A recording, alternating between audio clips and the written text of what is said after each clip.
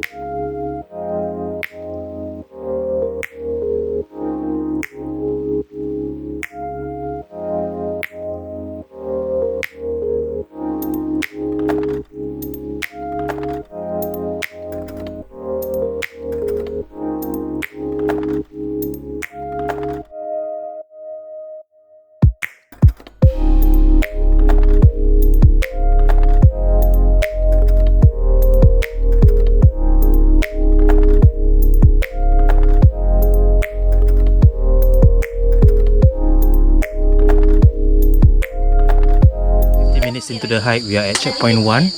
So after this, we are going to checkpoint 2, and after checkpoint 2, we will go to the stone wall with checkpoint 3.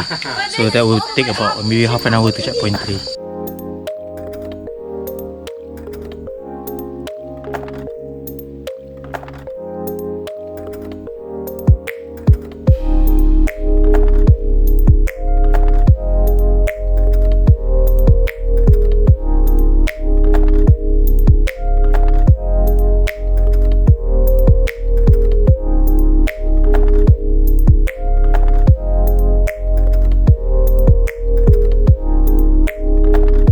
Okay everyone, so we reached checkpoint 3 in 1 hour 40 minutes. Okay, after this we will climb up that wall, totally unsupervised, but actually we will fine. Right, we're going to climb up now.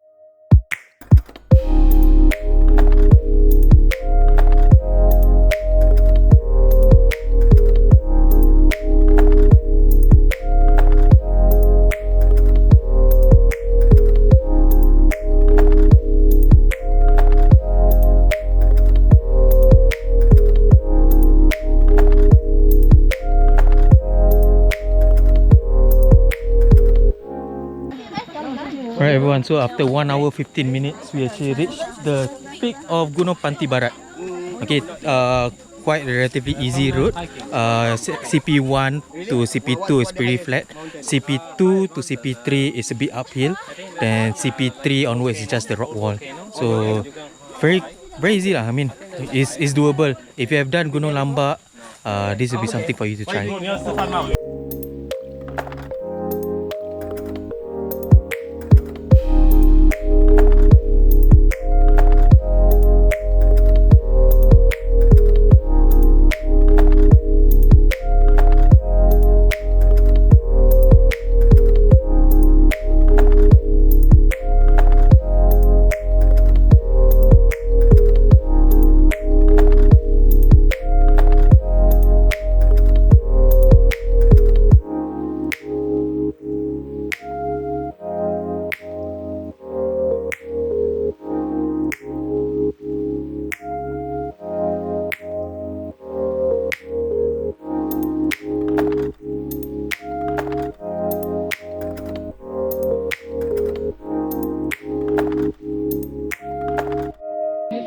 Alright guys, so after half an hour we are going down.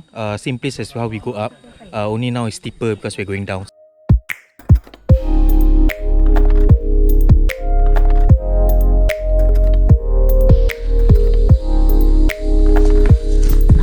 Last part is the river crossing, and then we should be at the bus already.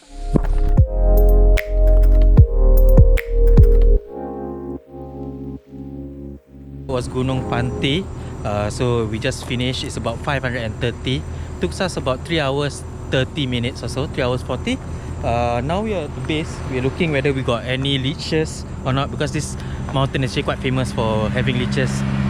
So I'm going to share with you 3 tips before you plan a hike to Gunung Panti. Firstly, get a good pair of trail running shoes. Trail running shoes are more robust, provide better support when running on uneven surface, and they are waterproof, making them ideal for this hike. Bring along a day pack to store your belongings like your snacks, phone, rain jacket, hats, and since this will be a 5 hours hike, bring at least 2 liters of water with you. Lastly, try to start the hike as early as possible to beat the heat, as it gets dark early here. For safety reasons, do not start the hike beyond 1 PM. And there you go guys, that was Gunung Panti Barat, 531 meter in elevation. All product links will be in the video description. Do check out the other hiking videos from the hiking playlist. With that, as always, thank you for watching and subscribing. See you in the next video. Take care and stay safe everyone.